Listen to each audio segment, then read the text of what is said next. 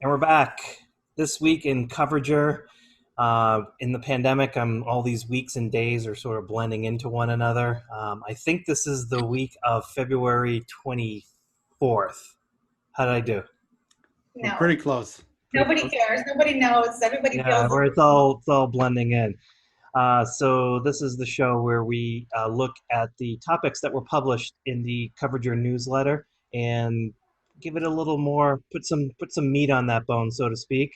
So of course, early Friday morning, Avi, Shefi, good morning. Good morning. Good morning, Good everybody. morning. I'm going to kick it over to Shefi, and we'll go into the first topic this week in Coverager.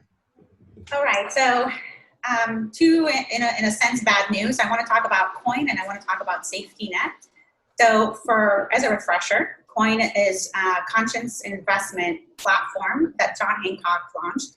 It was back in March 2019, and the idea was that people can choose areas that they care about, better healthcare in modern cities, and they can start with $50 basically to create a profile in which they then invest that money, and John Hancock or Coin would collect a 0.75 percentage on their balance.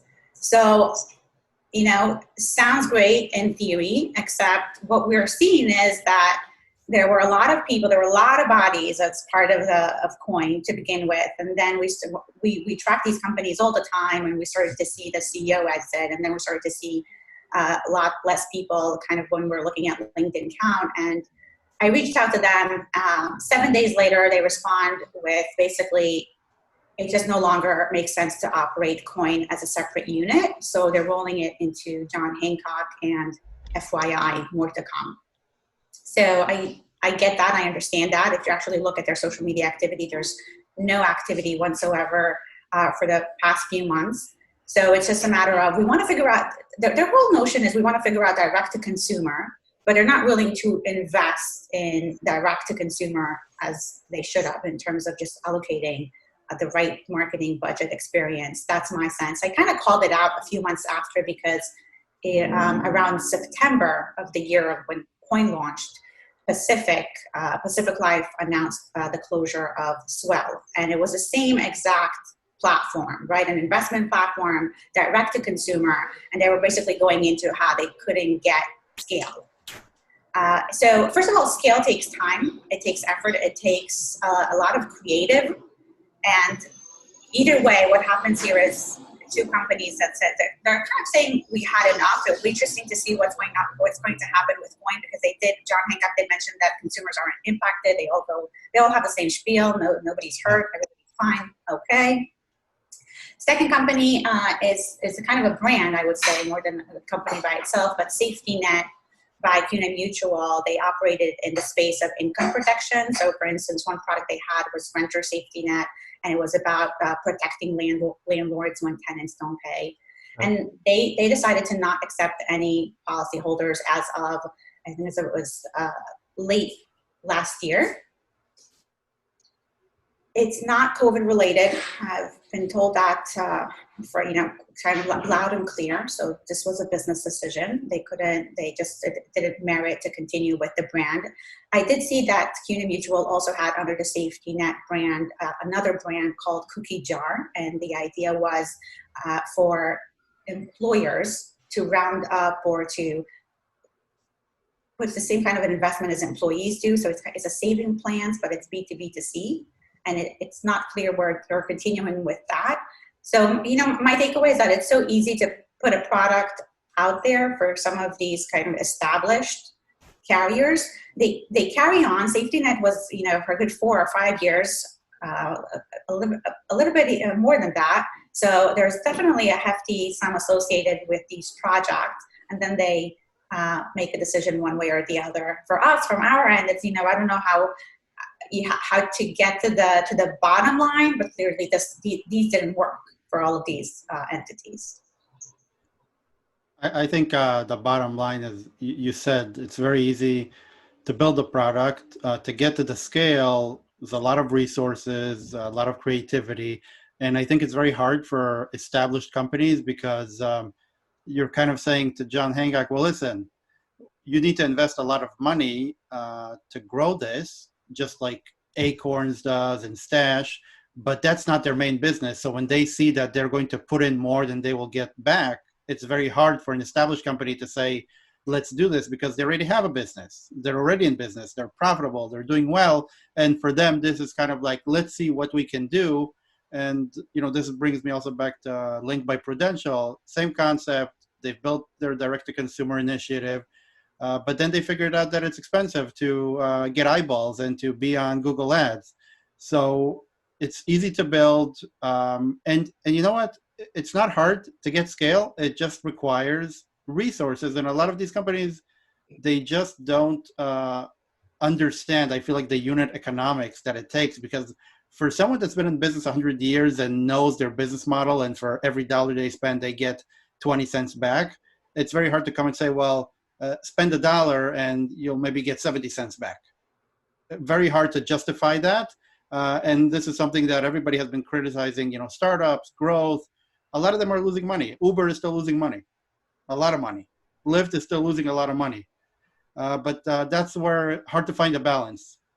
Yeah. So I think Geico is the one that kind of stands out to me, and direct to consumer, been around for 100 years or so, very, very long time, but was always like a small insurer until they had the big wallet, which was Berkshire Hathaway, and Geico spends in excess of $1 billion a year, and I think in insurance, direct to consumer, I think it takes that sort of effort, because it is a product. Auto is a little bit different because you have to buy it. So, they're really positioning themselves in that mandatory coverage. I think it makes it even worse for life and others that are not mandatory. As Shefi, as you said, it's going to require a ton of effort. 5 years might not be enough. But this is such a great analogy, right? Because if you look at Geico and you look at their side businesses, which is Fiberr, Cinch, 3Insurance, you don't see that kind of investment. So are they going to be following the route of these companies or these insurers that I've just mentioned? Because they're putting a brand out there. They've focused on the development of technology, the product, however questionable, however technology you need with an insurance to make a sale. And then when it comes to marketing, nothing compares to what Geico is spending on its main business.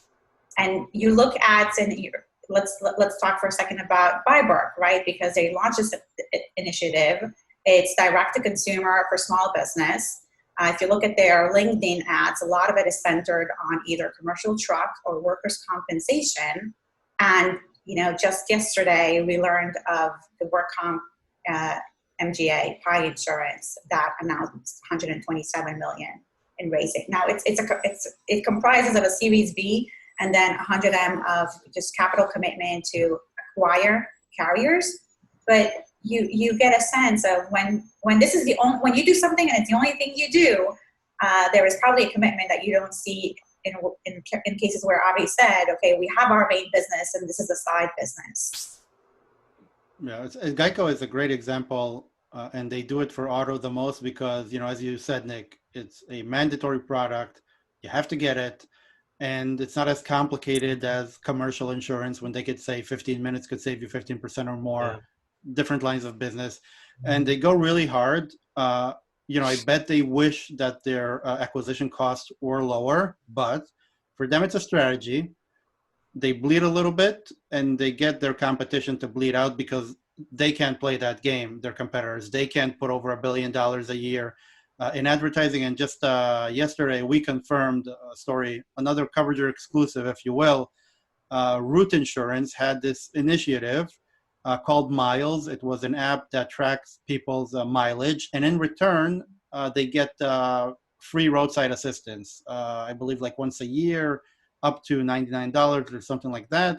And the idea is, what I think the idea is, was for Root is, of course, the data play, but kind of like maybe like a very low customer acquisition tool where people will download the app, and in case they need roadside assistance, they could get one for free.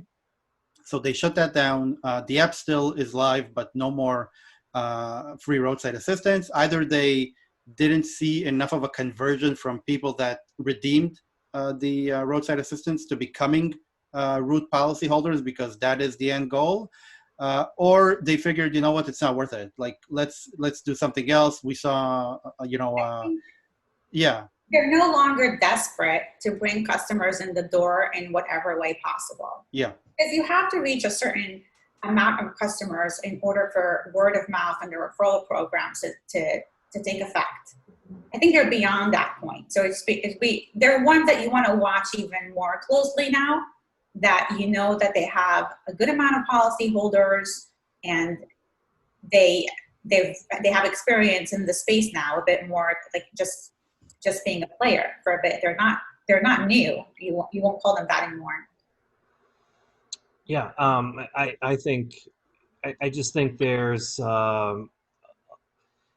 just really the customer acquisition costs in insurance are just expensive, and I think it's very easy to give up. It's easy to start and try, and then it's easy to give up. And I think this kind of ties into what we talked about last week. Is I think you see a lot of these startups ultimately working with agents because it's a more interesting model, right? Because you only pay for the acquisition cost when someone actually buys the coverage, instead of continuously and constantly paying with, and I just, the marketing's harder.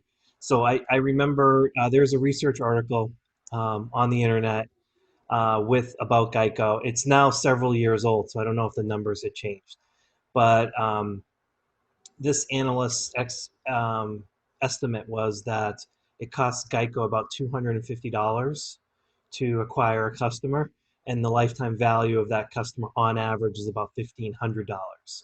And so once with those kinds of economics, it was very easy for Berkshire Hathaway to tell Geico leadership, just back up the truck, just whatever our risk appetite is, go all out to do that, because we have to maximize this particular opportunity. And they have the benefit as well of they don't have to buy reinsurance. They get so it. we did some research on this from a different angle, and we looked at it from a retailer's angle. So, if you're Amazon, and let's ignore Amazon Prime for a second, what you sell in Christmas of 2019 has no meaning to what you may sell in Christmas of 2020. So every year they start with a blank sheet and they say, last year we did $1 million. This year we need to do at least $1 million or more to grow. So I doubt that the 250 is still relevant in 2020 or 2019. So what we did, we looked at from 2003. I believe that was like their big year where they started to spend a lot of money. I believe it was over 200 million in advertising. And then we said, let's look at their policy growth, like their net policy growth.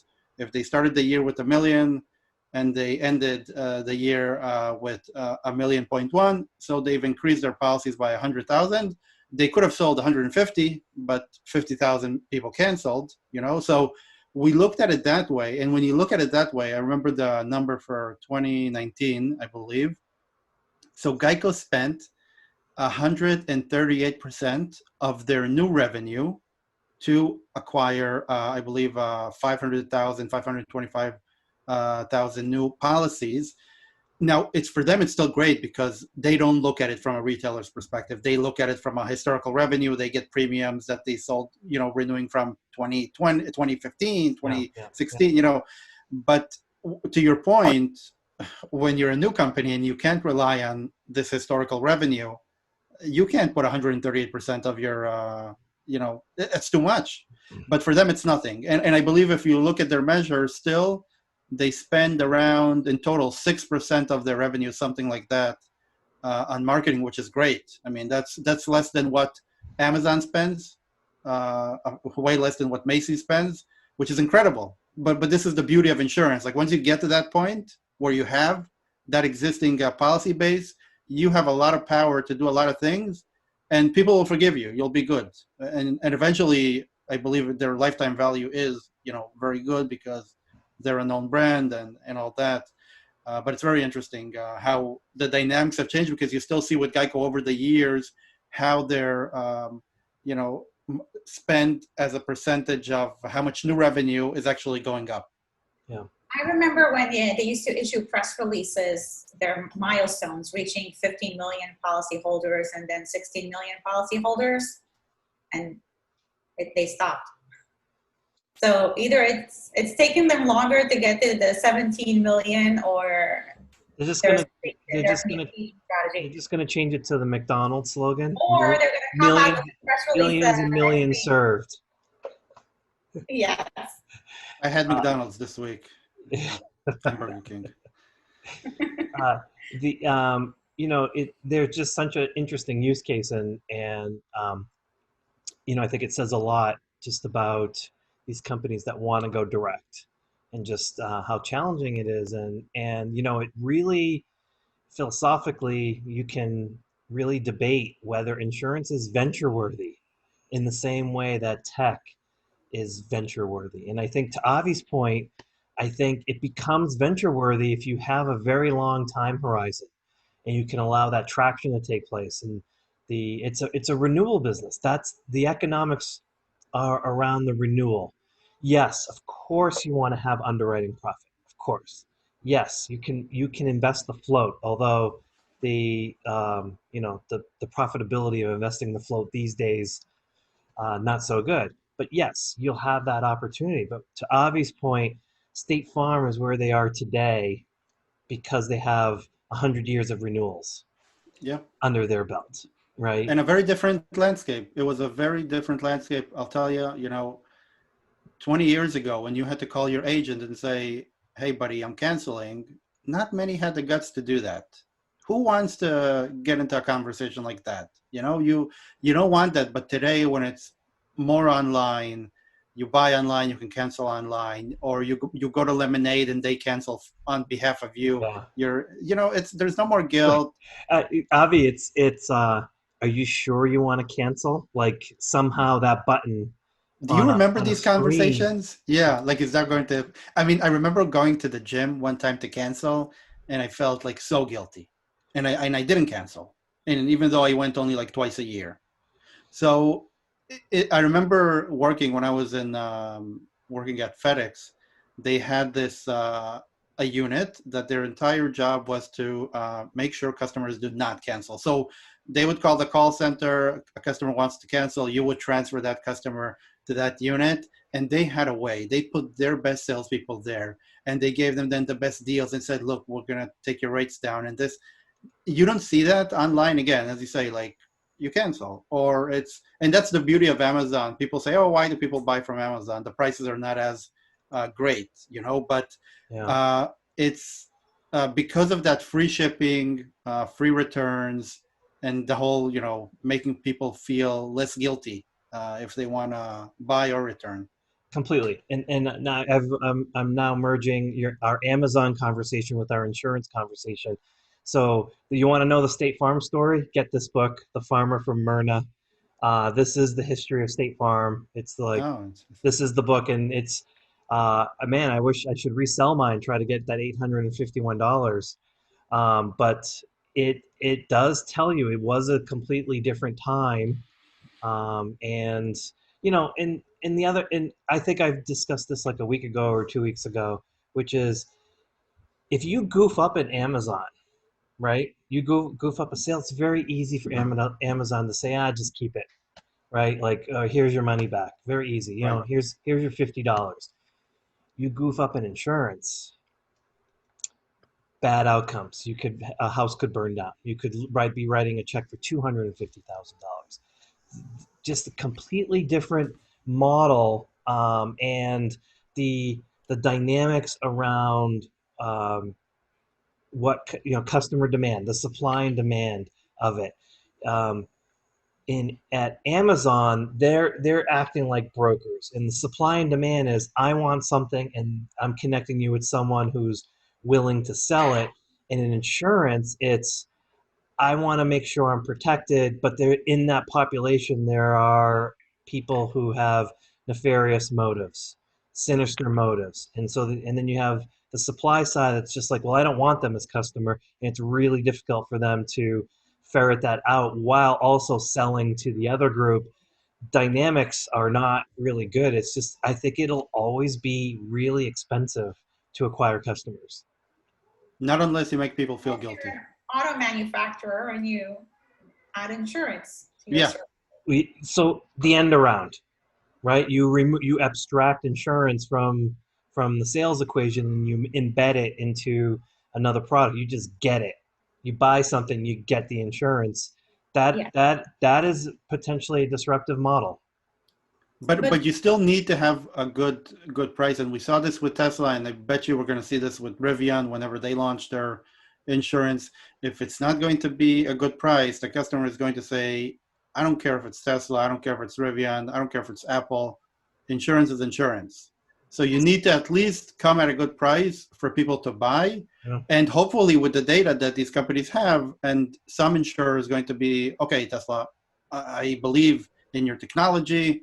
I'll give you really good rates." And customers will benefit from that, because if you're paying more money for a car that should be better, safety-wise, then you should pay less in insurance, technically. We'll see if that model works out, but you still need a good price, but the acquisition costs are significantly lower. Yeah. Yeah.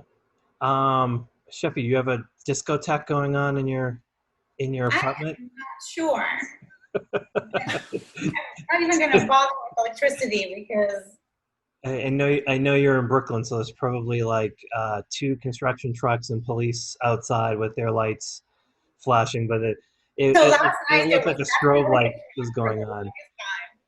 longest Okay, so what is topic number 2 for this week in Coverager? I think topic number 2, in terms of clicks, the story of Boost and State National and Bingo, a new pet insurance brand. So pet insurance has been trending recently, and I have pet insurance. Nick, do you own a pet? Do you have a pet? Not anymore. No. Okay. Yeah. So I have a pet. I mean, he's a dog. Technically, I wouldn't call him a dog. He's 8 pound, Havanese. He doesn't do much, but um, he has pet insurance. We have a pet plan, and I can tell you, Shefi did a report, and the title was "Pleasant Insurance." Pet insurance is the best insurance in the world, really. I'll tell you why. I mean, from my perspective, at least, we had 2 claims, and they were paid. And every time I was so amazed. I was like, why are they paying this? They said they don't have to pay for this specific claim.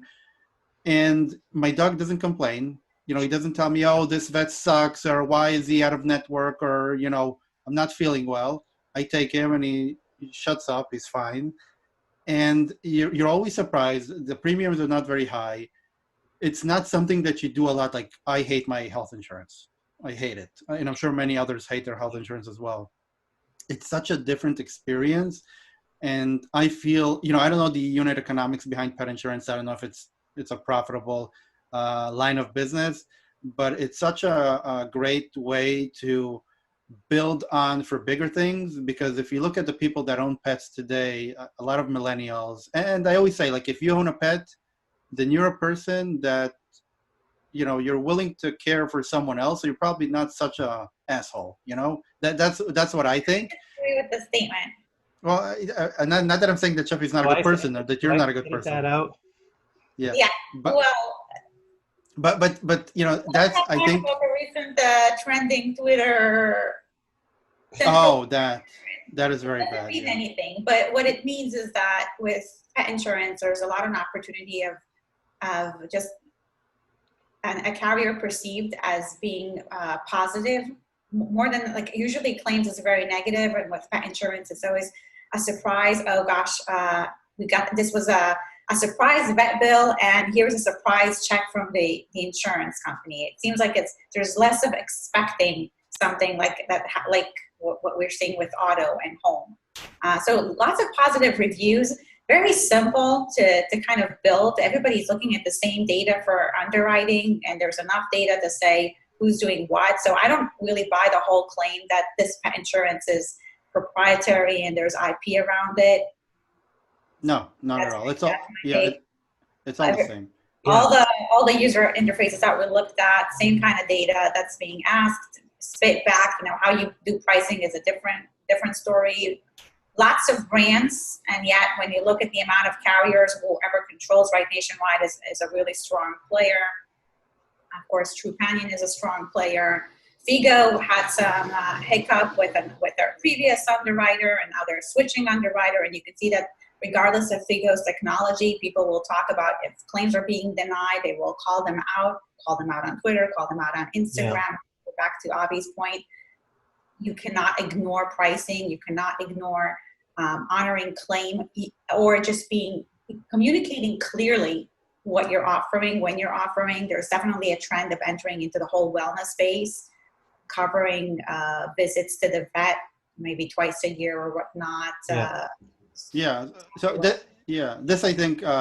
So I just did some, to look at, because everybody talks about how big the market is, but the market is big at a very specific time, because if you have a pet that's 6 years old, the price is high.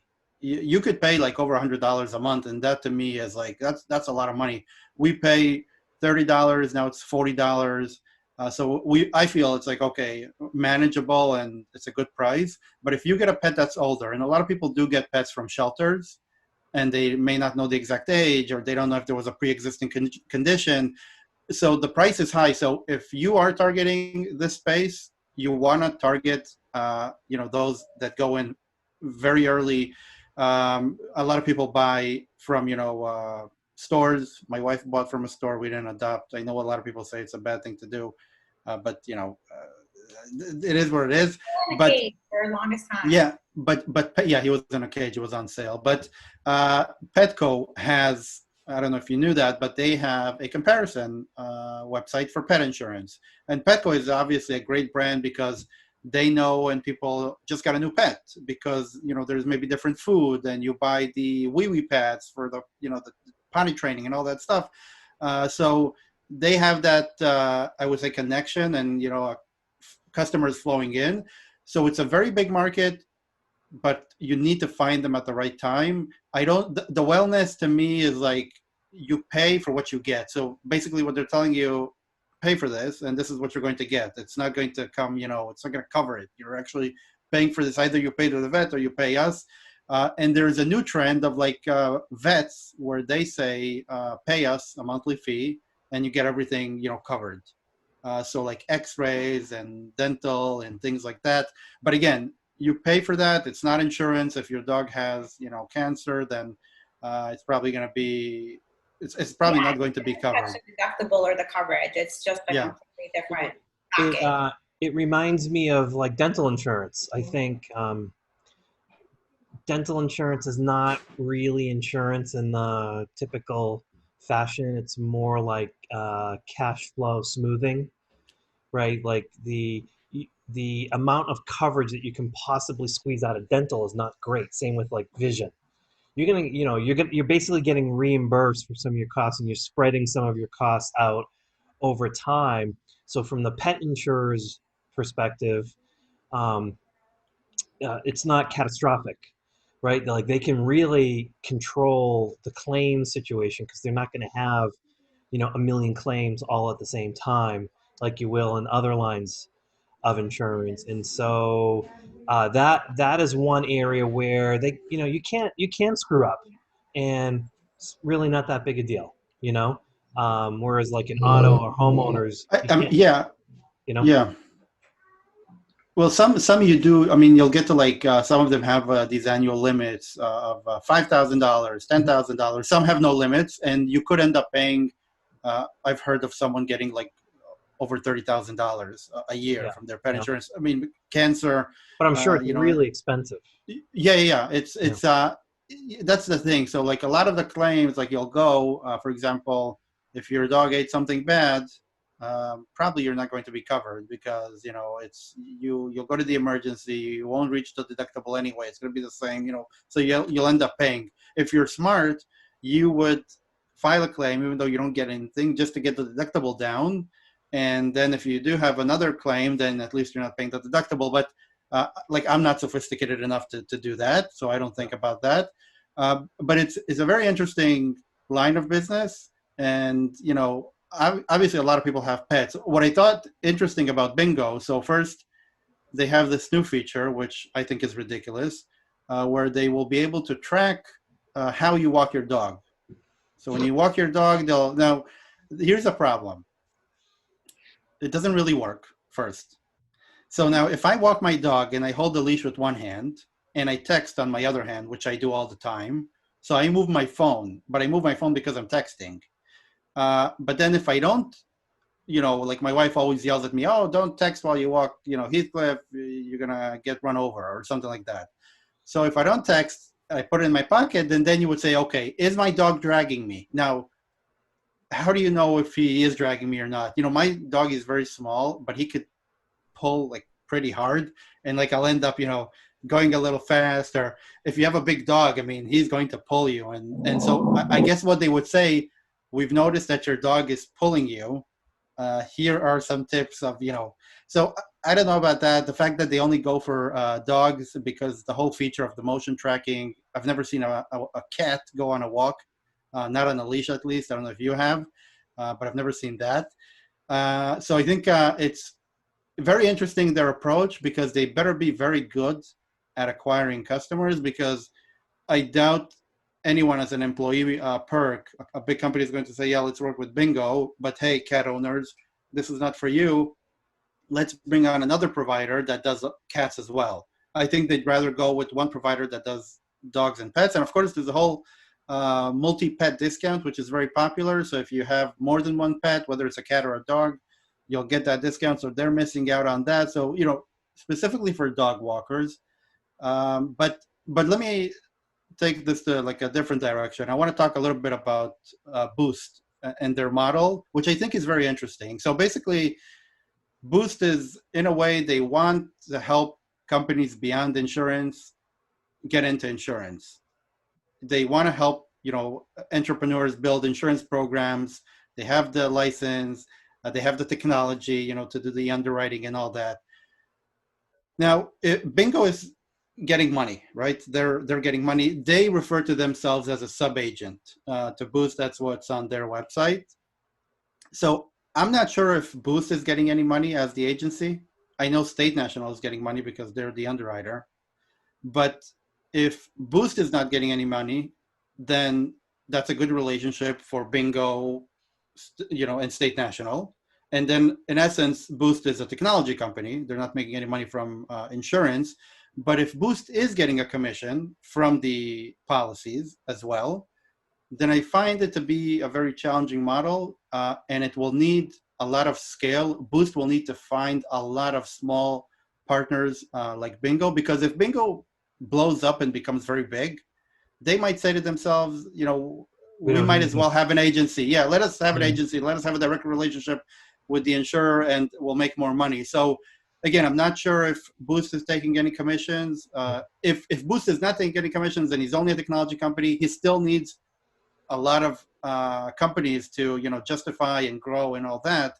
But if they are taking a commission, they'll need a lot of small players, and hopefully those small players don't grow big enough to say, let's go direct. Yeah. But, Just because they're not taking a commission doesn't mean they can't take transactional fees. So they're just going to call it by a different name, but it's going to be tied down to the volume that Bingo is going to produce. Could be, yeah. so I think it gets to what's the value that Boost is bringing to the table in those situations. And they're, since they have the relationship with State National, it's Boost could be doing all of the filings, a lot of the back office stuff to justify the commission, maybe, that could be something where it'd be difficult for the sub agent to want to make the direct connection to the carrier, because then they'd have to pick up all of that back office stuff, and it's significant. So I could potentially understand that, but I could potentially understand the sub agent just saying, hey, that's an extra 10, 15 points that we could add to our bottom line. So yeah, even though it doesn't add any value to the customer, let's grab it.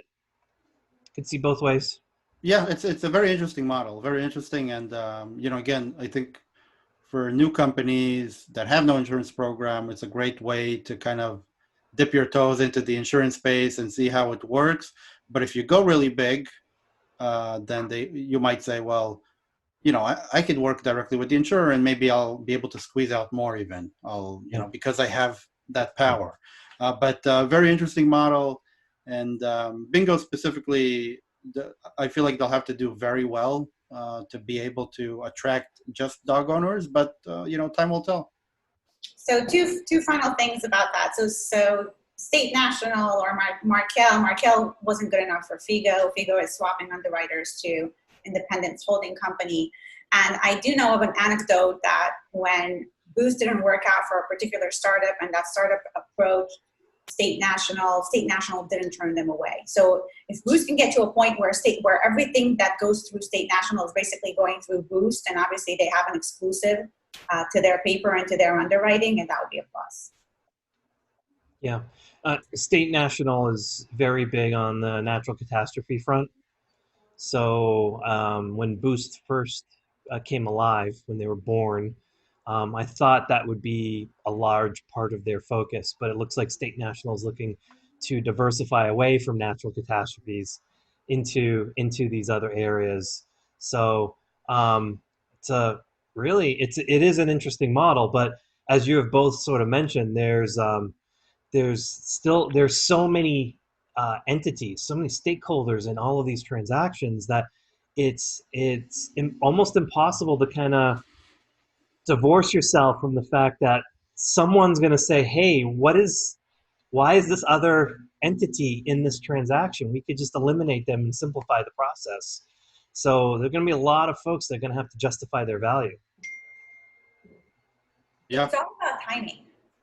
That's really the key part here. I mean, who has the upper hand and at what point, and how do you sustain your advantage going forward? So, business dynamics is that the market changes all the time. Players change all the time, whether they add capabilities or they grow or whatever it is. It's really up to the players, and not just Boost, right, as well as Bingo, to prove their worth throughout the relationship, not just when you're signing a contract. Because how many partnerships have we announced that it's just a partnership and then you don't know what happens? A perfect example is home telematics, which I said I'm not going to get into.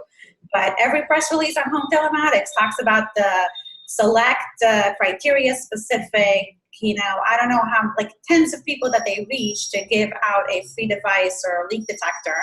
And then what happens afterwards? How long is this pilot going to take place? What kind of data can you reach if the users don't implement the device, right? So there's all this silent treatment that comes after the press release, which makes me just very bearish on the entire home telematics space. But I won't get into it. Well, yeah, but I think it's important going forward in a lot of these conversations is, I think you kind of nailed it at the top, Shefi. It's I think it requires very long-term thinking, but nimbleness in the short term, but still with a commitment towards the long term. Like, it takes time to get traction. I think you've both hammered that away, especially with direct to consumer. It takes a lot of time to make sure that their eyeballs are focused on you, that you can, move them into the sales cycle. And then once they're in, you can sell them and then keep them for an extended period of time to allow all of the economics to properly work in your favor.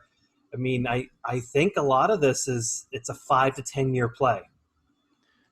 I think smart home in general, and this is my thought, if you are building smart home technology, the devices, and if you're doing this for smart home sake, okay, like Nest and Ring and all these other big players, then you build the best product. And just like any other product, you build such a great product that people want to buy because they want to feel safe, or they want to feel cool, or they want to, when they say hello, their lights turn on without needing to turn it on. Yeah.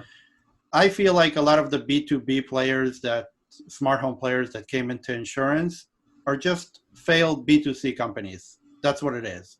They couldn't compete with the big players out there, so they're going to insurance companies to say, hey, we have a really good idea for you. It's going to save you a lot of money on claims. It's going to, customer engagement. here, pay us and give it Sure. out to your policyholders. Yeah. That's what it is. That's what it is. Yeah. And I always say, if you look at it that way, always say, what is the interest? What is that party's interest behind what is going on or this offer? Because no one really, I always say, like, no one cares about you. They care about themselves. They care about their business. And it could be a good solution. It could be that people with a water detector are going to see less claims, but don't expect a pilot to know if it's going to work for you. It could take 5 years to know, to see, the actual benefits. Yeah. The same with the whole, like, walk 10,000 steps or eat healthy. It takes time. Yeah. It really takes time. So that's what it is. Always look at it. If you're really committed, go for it. If you think this is some like magic thing where all of a sudden people are going to say, oh boy, I really love my insurance company because they gave me a smart home device, or because Hippo gives you, this tool, or, the pliers and hammers and stuff like that. I mean, Avi, that there are people who are very, very loyal. There are, yes. Right? And when you quiz them about the loyalty, it always comes down to, hey, I had this really messy claim and they fixed it. This is, right? Claims is so important. It's Right. so important. But you know what? If I get a nice welcome kit and I have a really bad claim, then I don't care about the welcome kit. Yeah. Because insurance is just a promise. So if you don't keep the promise, it doesn't matter that you sent a welcome kit. And to your point, I hear all the time, I'm interviewing people all the time where there was this product that was built for some other industry, and they had an offsite and they said, who else could use this? Oh, insurance. Okay, we'll get into insurance. That's easy. They're messy. It's funny. They're sitting so far away from the consumer that you can almost make them believe anything. Just because you think the policy holder deserves something doesn't mean that he's going to do something with it. So the question is, are they demanding it? Because again, you're dealing with indifferent consumers. I'm going to say this in every single show. If the indifferent consumer isn't demanding, stop bothering with it. It's like Tesla. Tesla will come and fail, okay? And then he will say, you know what? We're a B2B company. We're going to go to every insurance conference. We're going to go on stage and we're going to say to insurance companies, you should buy this car and give it to your policyholders because it's a better car. If you build a great product, go for it. If Ring wants to go into insurance, believe me, they could sell insurance. They'll just call a partner and say, hello, would you like to partner with us? We have a lot of data. We have proof that in neighborhoods without Ring, there is more break-ins versus with people that do have a camera. They could do it. They don't need the insurance company. But that's what it is. And always look, sometimes one insurance company, and that's the tricky part. You're right. You have to think about who they can work with. You're not the only one. Do you know? No, exactly. Yeah. Do you know why Google exited insurance? Not because it was. Go ahead. What's your take? There's not enough margin. The effort they have a monopoly on search. Oh yeah. And it's a waste of their capital to get into insurance. And I'll tell you something. There's the whole concept of being neutral, which is such an underrated factor. People say, "Oh, Amazon is going into insurance," and in India, Amazon in India went to insurance for the sake of Amazon Pay, not for insurance. They are competing at the payment front with Google and Paytm and huge competitors that you could pay for anything, using your mobile wallet. So they're adding more categories, and insurance for them is another category. That's what it is. Neutrality. If Amazon went into insurance, let me tell you, if I had home insurance from Amazon and they goofed it, as you said, I will not buy anything from Amazon ever again, ever.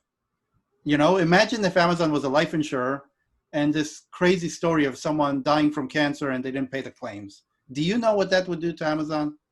They don't want that. They don't want that bad publicity. They don't need it. So they don't need it. Exactly. Always be neutral. For Google, you said the effort. Hey, let me just charge you for empty clicks. Much better. They already get paid. They already get paid in insurance. They get the AdWords from Geico and State Farm. They already get paid.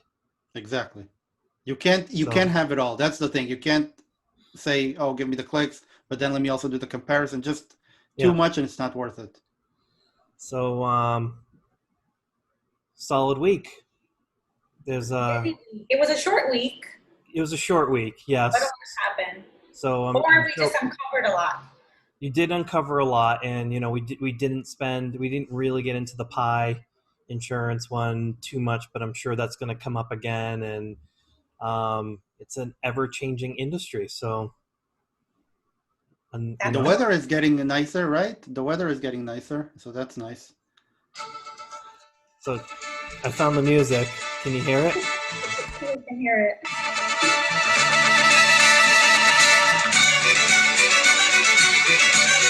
That's how we're going to end every week. When you hear that music, that's the music's playing. It's time for us to fade out. So, Avi, Shefi, thank you so much. Thanks, Thank Nick. you. Have a nice weekend. Bye. Until next week, Bye. everyone, stay safe.